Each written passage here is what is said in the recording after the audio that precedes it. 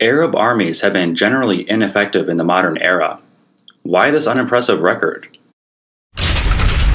Among the most well-known arguments regarding Arab military ineffectiveness is the claim that their armies have been plagued by poor unit cohesion, or the willingness of small military formations, platoons, companies, battalions, to stick together and fight as a team in the stress of combat. Since the Second World War, a number of American authors have argued that an army's unit cohesion is probably the single most important element of its overall effectiveness. Yet time and again, Arab militaries have fragmented upon contact. We saw this in 1962 during the Egypt-Yemeni War, when Egyptian soldiers were essentially dropped in the middle of the desert without any maps or clear objectives. This is known as Egypt's Vietnam. It also happened at least 4 times to the Iraqi army. First during Saddam's invasion of Iran, Operation Desert Storm, Operation Iraqi Freedom, and most recently its collapse against ISIS. It's hard to keep units with poor morale together. As a consequence, these militaries often enforce discipline through fear. The enlisted men often feel they're fighting for a despotic regime who started these conflicts with goals that were less compelling to the troops. This problem results from 2 main factors. First, the well-known lack of trust among Arabs for anyone outside their own division. Middle Eastern rulers routinely rely on balance of power techniques to maintain their authority. They use competing organizations, duplicate agencies, and coercive structures that are dependent on the ruler's whim. This makes military coordination difficult, if not impossible, and keeps the leadership apprehensive of each other and off balance. Arab leaders look at combined exercises very cautiously. For all Arab armies are a double-edged sword. One edge points to an outside enemy, and the other edge points to themselves. No Arab ruler will allow combined operations or training to become routine, because they fear being overthrown by their own military. Arab armies have also been disappointed by the performance of the generals who lead them. This argument is usually heard in the wake of Middle Eastern wars, especially from the Arabs themselves. They say, our troops fought well, but we were betrayed by the incompetence of our senior leaders. For example, after the 6-Day War, the Egyptians blamed Field Marshal Amir for the catastrophe. His soldiers allegedly abandoned their men and left them to their fate as soon as the Israelis attacked, demoralizing the soldiers and leading to a rout of the entire army. The root problem is that command posts are given to the most loyal, not the most qualified. So we'll often see high-ranking officers without any experience or honor. This played a huge role in the Iraqi army dissolving in front of ISIS. The first people to retreat were the commanders themselves. This lack of care for the soldiers' safety is prevalent throughout the region. As any military veteran knows, the spirit of a unit is set at the top. Or, as the old saying goes, units do those things well that their boss cares about. When the top political leadership displays a complete lack of concern for the welfare of its soldiers, such attitudes seep through the ranks. Leadership may be the greatest weakness of Arab training systems. Arab junior officers are unable to conduct modern maneuver warfare. Competent tactical leadership is crucial to contemporary military operations. On land, combat is dominated by infantry, artillery, tanks, and other armored vehicles, often engaging in fluid battles of maneuver. In the air, combat is dominated by nimble fighter and attack aircraft, whose pilots likewise prevail in chaotic and quickly changing engagements. The fluidity of these battles places a tremendous burden on tactical leadership. To succeed on the modern battlefield, a military must be able to decentralize command and have the kind of leaders at the scene with the right demeanor to seize fleeting opportunities to defeat the enemy.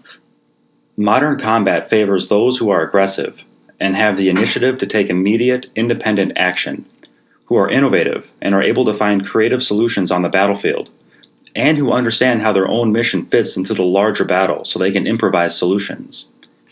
Success on the battlefield also requires tactical integration of the various combat arms. Infantry, armor, aircraft, engineers must all work together as a team. Normally, it's the army that can best coordinate these actions that prevails, because the whole modern military working as a team is much more powerful. Many Israeli military officers and Western military historians have cited problems in these areas as the greatest failings of Arab armed forces. Israeli field commanders after the 6-Day War cite that Arab junior officers are unable to function in the manner required of tactical leaders. The Israelis have consciously structured their own military doctrine to take advantage of these perceived weaknesses. The problem is that in many Arab regimes, initiative and ambition are discouraged, and in some cases punished. The politicized nature of Arab militaries means that political factors weigh heavily and frequently override military considerations. Officers with initiative and a preference for action pose a threat to the regime. Another problem is poor gathering and management of information. Knowing more than your enemy is often a decisive advantage on the battlefield, and failing to get the right information to those who most need it is often crippling. Westerners and even senior Arab military officers have acknowledged that their armed forces have tremendous difficulty handling information. Arab soldiers and officers don't pass information along the chain of command, and little information flows from top levels down to the field. Arabs hold on to information especially tight. U.S. trainers have been surprised by the fact that information given to key personnel does not get passed down the ranks. In the United States, what you know is only as valuable as to the extent that it could be taught and applied. It's the opposite in the Arab world. When an officer learns a complex task, he knows that he is more valuable so long as he is the only one who knows it.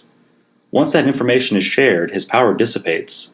Each commander wants to be the only source of information, and is thus reluctant to share, even if it compromises the operation. In some ways, this is done by design. Arab regimes often don't trust their own militaries. That's because many Arab dictators themselves gain power by means of a military coup. Consequently, communication is restricted, and even the smallest decisions must be approved by the government. Machines are an integral part of modern warfare. The weapons of modern armed forces, even the simplest ones such as pistols and rifles, are all mechanical devices. Middle Eastern states do have an arsenal of these machines, including sophisticated aircraft and top-of-the-line tanks. But a charge often given to Arab armed forces is that they're unable to fully exploit the weapons they do have. On some occasions, they have complained that their equipment was inferior to their opponents or obsolete.